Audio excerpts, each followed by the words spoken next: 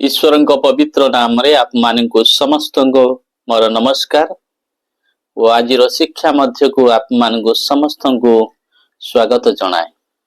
ପ୍ରିୟ ଶ୍ରୋତା, ଆଜି ଏକ ବିଶେଷ ଶିକ୍ଷା ମଧ୍ୟରେ ଆମେ ପ୍ରବେଶ କରିବା। ଏକ ଗୁରୁତ୍ୱପୂର୍ଣ୍ଣ ଶିକ୍ଷା ଅଟେ, ଯାହାକି ପାପ ବିଷୟରେ।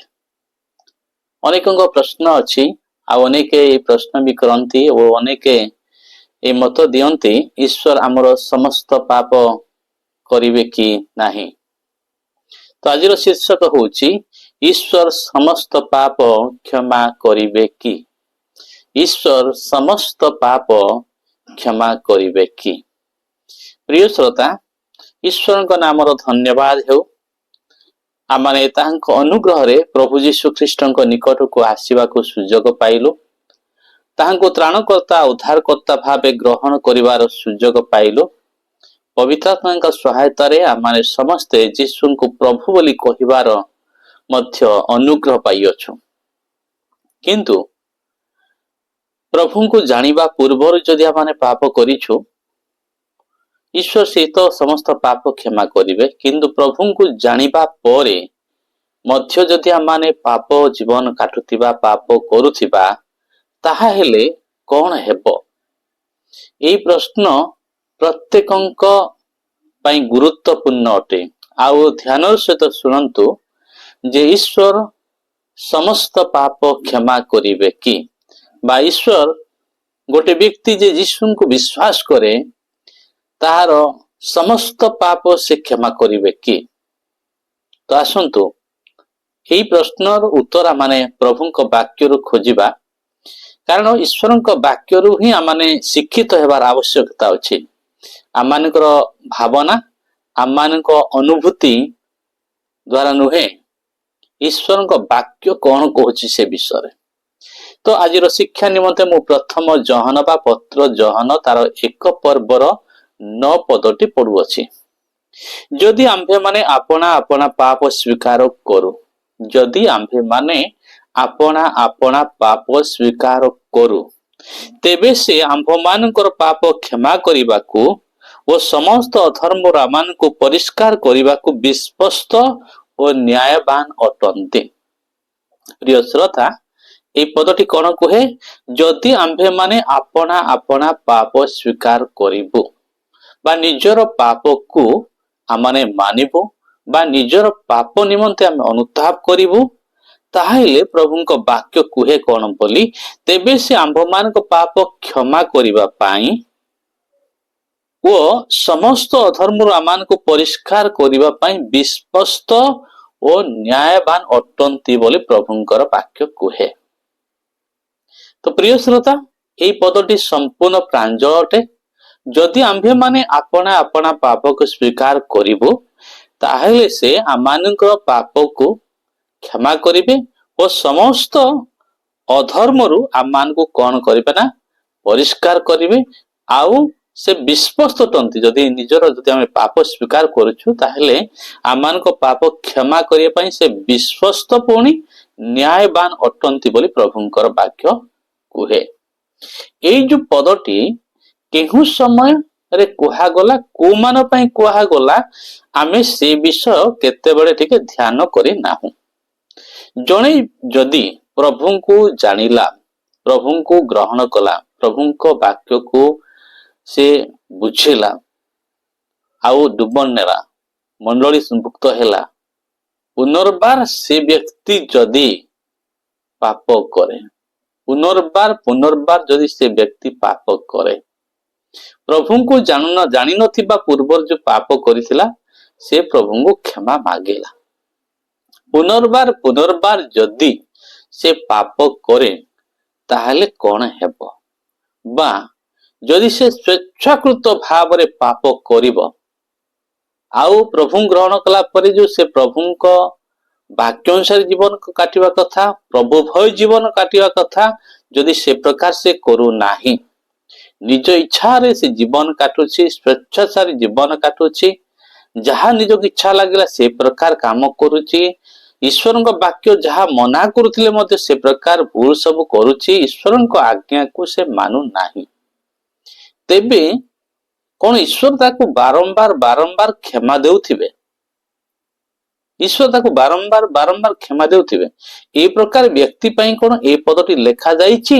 ନା ଜଣେ ବ୍ୟକ୍ତି ଜାଣିନଥିଲେ ପ୍ରଭୁଙ୍କୁ ଜାଣିନଥିଲେ, ପ୍ରଭୁଙ୍କ ବିଷୟରେ ତାଙ୍କୁ କେହି କହି ନଥିଲେ ବା ସେ ଶୁଣି ନଥିଲେ, ସେ ବ୍ୟକ୍ତି ଯେତେବେଳେ ଆଉ ପ୍ରଭୁ ଯୀଶୁ ଖ୍ରୀଷ୍ଟଙ୍କ ନିକଟକୁ ଆସୁଛି ଆଉ ସେ ପାପ ପାଇଁ କ୍ଷମା ମାଗୁଛି, ପ୍ରଭୁଙ୍କୁ ଅନୁତାପ କରୁଛି, ତାହେଲେ ପ୍ରଭୁ ତାକୁ କ୍ଷମା ଦେବେ।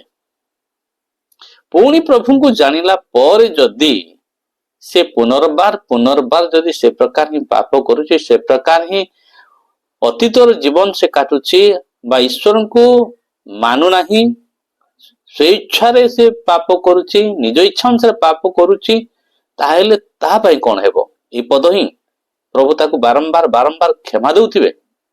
ପ୍ରିୟମାନେ, ଆମମାନେ ବେଳେବେଳେ ଈଶ୍ୱରଙ୍କର ବାକ୍ୟକୁ ବୁଝିବାରେ ଭୁଲ କରୁଛୁ। ଆମମାନେ ଈଶ୍ୱରଙ୍କ ବାକ୍ୟକୁ ପ୍ରାଞ୍ଜଳ ଭାବରେ ଶିଖିନାହୁଁ, ଶିଖିବା ଦରକାର ଅଛି, କାରଣ ତାହା ଈଶ୍ୱରଙ୍କ ବାକ୍ୟ ଅଟେ। ତ ଆସନ୍ତୁ ଏ ପଦରେ ତ ଏହା ଲେଖା ହେଇଛି, ଆମମାନେ ଏବ୍ରୀ ପୁସ୍ତକ ତାର 10 ପର୍ବର 26 ପଦଟି ପଢିବା। ତ এই ଜାଗାରେ ଏପରି ଲେଖାଯାଏ, କାରଣ ସତ୍ୟ ଜ୍ଞାନ ଲାଭ କରିବା ପରେ ଯଦି ଆମ୍ଭେମାନେ ସ୍ୱେଚ୍ଛାପୂର୍ବକ ପାପ କରୁଥାଉ, କାରଣ ସତ୍ୟ ଜ୍ଞାନ ଲାଭ କରିବା ପରେ ଯଦି ଜଣେ ସ୍ୱେଚ୍ଛାପୂର୍ବକ ପାପ କରୁଥାଏ ବା ଯଦି ଆମ୍ଭେମାନେ ସତ୍ୟ ଜ୍ଞାନ ଲାଭ କଲା ପରେ ବା ପ୍ରଭୁଙ୍କର ପରିଚୟ ପାଇଲା ପରେ ବା ପ୍ରଭୁ ଯୀଶୁ ଖ୍ରୀଷ୍ଟଙ୍କୁ ତ୍ରାଣକର୍ତ୍ତା ଉଦ୍ଧାରକର୍ତ୍ତା ଭାବରେ ଗ୍ରହଣ କଲା ପରେ ଈଶ୍ୱରଙ୍କ ବାକ୍ୟ ଅନୁସାରେ ଆମେ ଜୀବନ କାଟିବା ଦରକାର ଅଛି। ଯଦି ଆମେ ଈଶ୍ୱରଙ୍କ ବାକ୍ୟ ଅନୁସାରେ ଜୀବନ କାଟୁନାହୁଁ, ସ୍ୱେଚ୍ଛାଚାରୀ ଭାବରେ ବା ସ୍ୱେଚ୍ଛାରେ ଆମେ ଯଦି ଜୀବନ କାଟୁଅଛୁ ବା ଆମେ ଈଶ୍ୱରଙ୍କୁ ଭୟ କରିକି ପାପରୁ ଦୂରେ ରହିବା ବଦଳେ ଯଦି ଆମେ ସ୍ୱେଚ୍ଛାପୂର୍ବକ ପାପ ପୁନର୍ବାର କରୁଅଛୁ, ତାହେଲେ ଏହି ପଦ କଣ କୁହେ ଦେଖନ୍ତୁ, ଆଗକୁ ପଢିବା। ତେବେ ପାପାର୍ଥକ ବଳି ଆଉ ଅବଶିଷ୍ଟାଂଶ ନଥାଏ। ପ୍ରିୟମାନେ, ସତ୍ୟ ଜ୍ଞାନ ଲାଭ କଲା ପରେ ଯଦି ଆମ୍ଭେମାନେ ସ୍ୱେଚ୍ଛାପୂର୍ବକ ପାପ କରୁଥାଉ, ତେବେ ପାପାର୍ଥକ ବଳି ଆଉ ଅବଶିଷ୍ଟାଂଶ ନଥାଏ। ଆମମାନେ ପାପ କଲେ ପ୍ରଭୁ ପୁନର୍ବାର କାଲବରୀ କ୍ରୁଶରେ ବଳିଦାନ ହେବେ, ଏ ପ୍ରକାର ନୁହେଁ। ସେ ପରିତ୍ରାଣ କରୁଥିବା ଲୋକମାନଙ୍କ ନିମନ୍ତେ ପବିତ୍ରୀକୃତ ହେଉଥିବା ଲୋକମାନଙ୍କର ପାପ ଚିରକାଳ ପାଇଁ ସେ ସିଦ୍ଧ କରିଅଛନ୍ତି। ପବିତ୍ରୀକୃତ ହେଉଥିବା ଲୋକମାନଙ୍କର ପାପ ସେ ଚିରକାଳ ପାଇଁ କ୍ଷମା କରିଛନ୍ତି। କୋଉମାନଙ୍କର? ପବିତ୍ରୀକୃତ ହେଉଥିବା ଲୋକମାନଙ୍କର, ଯେଉଁମାନେ କି ନିଜକୁ ପବିତ୍ରୀକୃତ କରୁଛନ୍ତି, ପବିତ୍ର କରୁଛନ୍ତି, ଆହୁରି ଆହୁରି ଈଶ୍ୱରଙ୍କ ବାକ୍ୟ ଅନୁସାରେ ପରିପକ୍ୱ ଜୀବନ କାଟୁଛନ୍ତି, ଈଶ୍ୱରଙ୍କ ଆଜ୍ଞା ଅନୁମୋଦିତ ଜୀବନ କାଟୁଛନ୍ତି, ଯାହା ପରମେଶ୍ୱରଙ୍କ ବାକ୍ୟ କୁହେ ପାପ ବୋଲି, ସେ ସମସ୍ତ ବିଷୟକୁ ପରିତ୍ୟାଗ କରି ଚାଲିଛନ୍ତି, ତ ସେମାନଙ୍କର ପାପ ଚିରକାଳ ପାଇଁ କ୍ଷମା ହେଇଛି। କିନ୍ତୁ ପ୍ରଭୁଙ୍କୁ ଜାଣିଲା ପରେ ବା ସତ୍ୟ ଜ୍ଞାନ ଲାଭ କଲା ପରେ ଯଦି ଆମ୍ଭେମାନେ ସ୍ୱେଚ୍ଛାପୂର୍ବକ ପାପ କରୁଥାଉ, ତେବେ ପାପାର୍ଥକ ବଳିଆ ଅବଶିଷ୍ଟାଂଶ ନାହିଁ। ଅର୍ଥାତ୍ ପୁଣି ଯଦି ସେ ପ୍ରକାର ପାପ କରୁ, ସ୍ୱେଚ୍ଛାକୃତ ଭାବରେ ଜୀବନ କାଟୁଛୁ, ଈଶ୍ୱରଙ୍କ ଭୟ ଜୀବନ କାଟିବା ବଦଳେ, ତାହେଲେ ପାପାର୍ଥକ ବଳିଆ ଅବଶିଷ୍ଟାଂଶ ନାହିଁ। ଆଉ ଥରେ ପ୍ରଭୁ ଯୀଶୁ ଖ୍ରୀଷ୍ଟ କାଲବରୀ କ୍ରୁଶରେ ବଳିଦାନ ହେବେ ନାହିଁ। ତେବେ କଣ ହେବ? ତ 27 ପଦ କୁହେ, ବରଂ ବିଚାରର ଏକ ପ୍ରକାର ଭୟଙ୍କର ପ୍ରତୀକ୍ଷା ଓ ବିପକ୍ଷ ମାନଙ୍କୁ ଗ୍ରାସକାରୀ ଅଗ୍ନିର ପ୍ରଚଣ୍ଡତା ଅବଶିଷ୍ଟାଂଶ ଥାଏ। ତ ଏକ ଭୟଙ୍କର କଥା ଏ ଜାଗାରେ ଲେଖା ହେଇଛି। ଯଦି ଆମେ ପ୍ରଭୁଙ୍କୁ ଜାଣିଲା ପରେ, ସତ୍ୟ ଜ୍ଞାନ ଲାଭ କଲା ପରେ ଯଦି ସ୍ୱେଚ୍ଛାକୃତ ଭାବେ ଯଦି ଆମେ ପାପ କରୁଥାଉ, ତାହେଲେ ପାପାର୍ଥକ ବଳିଆ ଅବଶିଷ୍ଟାଂଶ ନଥାଏ। କଣ ଥାଏ? ବରଂ ବିଚାର ଏକ ପ୍ରକାର ଭୟଙ୍କର ପ୍ରତୀକ୍ଷା, ବିଚାର ଅଛି। ଯଦି ଆମେ ସ୍ୱେଚ୍ଛାପୂର୍ବକ ପାପ କରିଥାଉ, ପ୍ରଭୁଙ୍କୁ ଜାଣିଲା ପରେ, ନିଜ ଇଚ୍ଛାରେ ପାପ କରିଥାଉ, ପ୍ରଭୁ ଯୀଶୁ ଗ୍ରହଣ କଲା ପରେ, ତାହେଲେ ପାପାର୍ଥକ ବଳି ଅବଶିଷ୍ଟାଂଶ ନଥାଏ, ବିଚାର ଥାଏ। ଜଗିକି ରହିଛି, ପ୍ରତୀକ୍ଷା କରି ରହିଛି। କଣ? ବରଂ ବିଚାର ଏକ ପ୍ରକାର ପ୍ରତୀକ୍ଷା ଓ କଣ? ଭୟଙ୍କର ପ୍ରତୀକ୍ଷା, ଭୟଙ୍କର ପ୍ରତୀକ୍ଷା, ଅର୍ଥାତ୍ ଭୟଙ୍କର ବିଚାର ସେଦିନ ଯୋଉ ହେବ, ତାଇ ସେ ଭୟଙ୍କର ବିଚାର ପ୍ରତୀକ୍ଷା କରିବା ଅପେକ୍ଷା କରିଛି କୋଉମାନଙ୍କୁ? ନା ସେ ବିପକ୍ଷ ମାନଙ୍କୁ ଗ୍ରାସ କରିବ। ସେ ବିଚାର ପରେ ବିପକ୍ଷ ମାନଙ୍କୁ ଈଶ୍ୱର କଣ କରିବେ? ନା ଅଗ୍ନି କୁଣ୍ଡରେ ପକେଇବେ।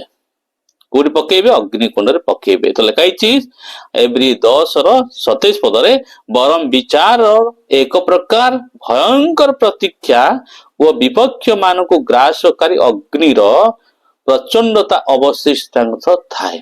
ଭୟଙ୍କର ବାକ୍ୟ ଅଟେ। ପ୍ରିୟ ଶ୍ରୋତା ମାନେ, ତ ଜଣେ ବ୍ୟକ୍ତି ପ୍ରଭୁ ଯୀଶୁ ଖ୍ରୀଷ୍ଟଙ୍କୁ ଗ୍ରହଣ କଲା ପରେ, ସତ୍ୟ ଜ୍ଞାନ ଲାଭ କଲା ପରେ, ସେ ଈଶ୍ୱରଙ୍କ ବାକ୍ୟ ଅନୁସାରେ ଜୀବନ ଅତିବାହିତ କରିବାର ଆବଶ୍ୟକତା ରହିଛି, ବାଧ୍ୟତାମୂଳକ ଅଟେ। ଈଶ୍ୱରଙ୍କ ଭୟ ଜୀବନ ସେ କାଟିବା ଦରକାର। ଈଶ୍ୱରଙ୍କ ବାକ୍ୟକୁ ମାନ୍ୟ କରିକି ଈଶ୍ୱରଙ୍କ ଆଜ୍ଞାକୁ ଲଙ୍ଘନ ନ କରିବା ଦରକାର। ଯଦି ସେ ସ୍ୱେଚ୍ଛାପୂର୍ବକ ଜୀବନ କାଟୁଅଛି, ତାହେଲେ ପାପାତ୍ମକ ବଳି ଅବଶିଷ୍ଟାଂଶ ନଥାଏ, ବରଂ ବିପକ୍ଷ ମାନଙ୍କୁ ଗ୍ରାସକାରୀ ଅଗ୍ନିର ପ୍ରଚଣ୍ଡତା ଅବଶିଷ୍ଟାଂଶ ଥାଏ। ଅଗ୍ନିର ପ୍ରଚଣ୍ଡତା ଅବଶିଷ୍ଟାଂଶ ଥାଏ, ଅର୍ଥାତ୍ ଅନନ୍ତ ନର୍କରେ ସେମାନଙ୍କୁ ପକାଯିବ ବିଚାର କଲା ପରେ।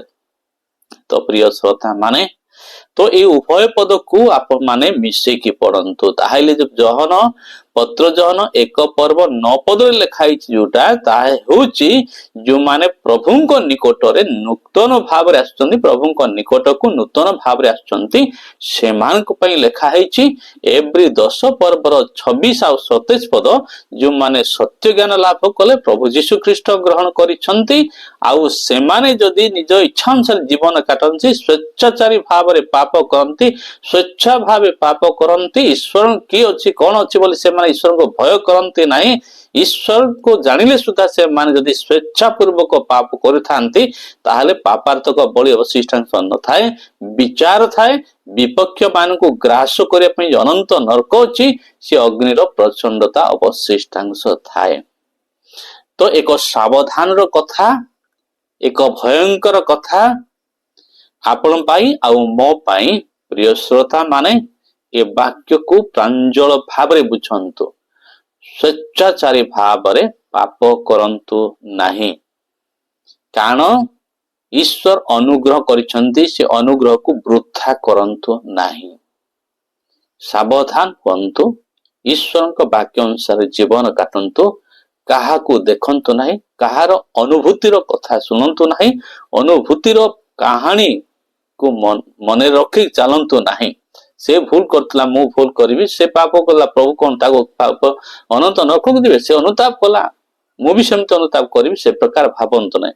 ସ୍ୱେଚ୍ଛାକୃତ ଭାବରେ ଜାଣି ବୁଝିକା ପାପ କରି ପରେ ପ୍ରଭୁଙ୍କୁ କ୍ଷମା ମାଗିବି ବୋଲି ଏଇ କଥାଟା ଭାବନ୍ତୁ ନାହିଁ, ମନେ ମନେ ବି ଭାବନ୍ତୁ ନାହିଁ। ଆପଣଙ୍କର ଯୋଉ ପ୍ରତୀକ୍ଷା କରିଛନ୍ତି ସ୍ୱର୍ଗକୁ ଯିବା ପାଇଁ, ଆପଣ ଯାଇ ପହଞ୍ଚିବେ ନର୍କକୁ, ଆଉ ଆପଣଙ୍କର ପାପ ହିଁ ଆପଣଙ୍କୁ ନର୍କକୁ ନେବ। ସେଥିପାଇଁ ଯଦି ଜାଣିନଥିଲେ ଆଜି ଜାଣନ୍ତୁ, ସାବଧାନ ହୁଅନ୍ତୁ, ସାବଧାନ ହୁଅନ୍ତୁ। ଆପଣ କାନ୍ଦିଲେ ବା ମୁଁ କାନ୍ଦିଲେ ଈଶ୍ୱରଙ୍କର ନିୟମ ବଦଳିବ ନାହିଁ। ଈଶ୍ୱରଙ୍କ ବାକ୍ୟ କହେ, ଆକାଶ ଓ ପୃଥିବୀ ଟଳିବ, ତାଙ୍କ ବାକ୍ୟ କେବେ ଟଳିବ ନାହିଁ, କେବେ ଟଳିବ ନାହିଁ। ପାପ ଅନୁତାପ କରି କାନ୍ଦି ପକେଇଲେ, ଟିକେ ଅନୁତାପ କଲେ, ହୃଦୟ ଅନୁସନ୍ଧାନ କରନ୍ତି, ଈଶ୍ୱର ଦେଖନ୍ତି, ହୃଦୟ ଦେଖନ୍ତି। ମଣିଷ ନିକଟରେ କାନ୍ଦ ବୋବୁଳ ହେଲେ ମଣିଷ ତ ପରିବର୍ତ୍ତନ ହେଇଯିବ, ହଁ ଭୁଲ କରିଥିଲା କ୍ଷମା ଦେଇଦେବା, କିନ୍ତୁ ହୃଦୟ ଭିତରେ ଯୋଉଟାକୁ ସେଇଟା ସେ ଖରାପ ଯୋଜନା ରଖିଥିବ। ସେ ପ୍ରକାର ଈଶ୍ୱର ନୁହନ୍ତି, ସେ ଅନ୍ତଃକରଣ ଦେଖନ୍ତି, ମର୍ମ ପରୀକ୍ଷା କରନ୍ତି। ଆଜି ଯଦି ପ୍ରଥମତଃ ଶୁଣୁଛନ୍ତି ବାକ୍ୟ, ତାହେଲେ ମନ ପରିବର୍ତ୍ତନ କରନ୍ତୁ, ପାପରୁ ଦୂରେଇ ରୁହନ୍ତୁ, ନହେଲେ ଯୋଉ ଆଶା ରଖିଛନ୍ତି, ବିଶ୍ୱାସ ରଖିଛନ୍ତି ସ୍ୱର୍ଗ ଯିବୁ ବୋଲି, ଆପଣ ନର୍କରେ ଯାଇ ପହଞ୍ଚିବେ। ଆଉ ଯୀଶୁଙ୍କୁ ଗ୍ରହଣ କରି ନର୍କ ଯିବା ଏକ ଦୁଃଖର କଥା ଅଟେ। ଈଶ୍ୱର ଅନୁଗ୍ରହ କରିଛନ୍ତି। ଯଦି ଏ ପ୍ରକାର ଆପଣ ମାନେ ଜୀବନ କିଏ କାଟୁଛନ୍ତି, ସାବଧାନ ହୁଅନ୍ତୁ।